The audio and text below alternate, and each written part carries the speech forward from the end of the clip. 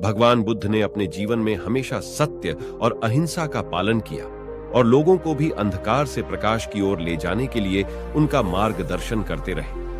आज भी गौतम बुद्ध के ऐसे कई विचार हैं जो लोगों को जीवन की वास्तविकता से वाकिफ करवाते हैं। तो चलिए जानते हैं कि आखिर गौतम बुद्ध ने ऐसा क्यों कहा कि हर इंसान की 4 पत्नियां होती हैं। भगवान गौतम बुद्ध सुनाया करते थे कि हर पुरुष की 4 पत्नियां होती हैं और हर स्त्री के 4 पति होते हैं।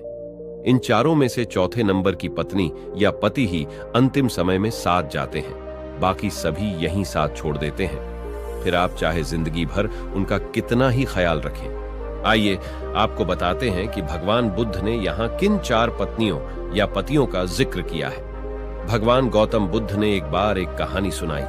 इस कहानी के अनुसार एक व्यक्ति की 4 पत्नियां थीं। उसका जीवन उनके साथ अच्छे से बीत रहा था, लेकिन कुछ समय बाद वो व्यक्ति बीमार पड़ गया। हालत इतनी खराब हो गई कि उसे एहसास हो गया कि अब बच पाना मुश्किल है। ऐसे में उसने अपनी पहली पत्नी से कहा कि मैंने जीवन में तुमसे बहुत प्यार किया है, अब मैं संसार से जाने वाला हूं, क्या तुम मेरे साथ चलोगी? पहली पत्नी ने कहा, प्यार तो मैं भी आपसे करती हूं, लेकिन साथ नहीं जा सकती। आपकी मृत्यु के साथ ही हमारे अलग होने का समय भी आ गया है। दूसरी पत्नी से पूछने पर उसने भी साथ चलने से इनकार कर दिया और तीसरी ने भी इनकार कर दिया। मृत्यु को और करीब पाकर व्यक्ति की सारी उम्मीदें खत्म हो जाती हैं, लेकिन फिर भी वो हिम्मत जुटाकर चौथी पत्नी से भी वही सवाल करता है। इस पर चौथी पत्नी कहती है कि स्वामी, मैं आपसे अलग कभी रह ही नहीं सकती। आप जहां भी जाएं, मैं आपके साथ जरूर चलूंगी।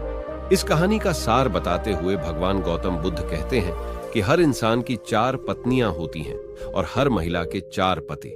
सिर्फ चौथे नंबर वाला ही साथ जाता है। पहली पत्नी या पति है आपका अपना शरीर। आप चाहे इससे कितना ही प्रेम करें, कितना ही इसका ख्याल रखें, मृत्यु के समय ये आपका साथ छोड़ ही देता है। आपकी दूसरी पत्नी या पति आपका भाग्य है। जो भाग्य आप साथ लेकर आए हैं वो आपके साथ कभी नहीं जाता, यहीं पर छूट जाता है। तीसरी पत्नी या पति आपके रिश्ते नाते हैं। माता पिता, भाई बहन या अन्य कोई भी सगा संबंधी सिर्फ तब तक ही आपके साथ है जब तक आप जीवित हैं। मृत्यु के समय ये भी आपका साथ छोड़ देते हैं। इसके बाद आपका इनसे कोई संबंध नहीं रहता। और चौथी पत्नी या पति आपके कर्म हैं। आप जीवन में जो भी कर्म करते हैं, ये कर्म आपके साथ जरूर जाते हैं। इन कर्मों के आधार पर ही आपके अगले जन्म का निर्धारण किया जाता है। तो दोस्तों, ये थी एक छोटी सी कहानी। उम्मीद करता हूं आपको इससे कुछ सीखने को मिला होगा। अगर आप आगे और ऐसे ज्ञान भरी कहानियां सुनना चाहते हैं तो हमें सब्सक्राइब करें।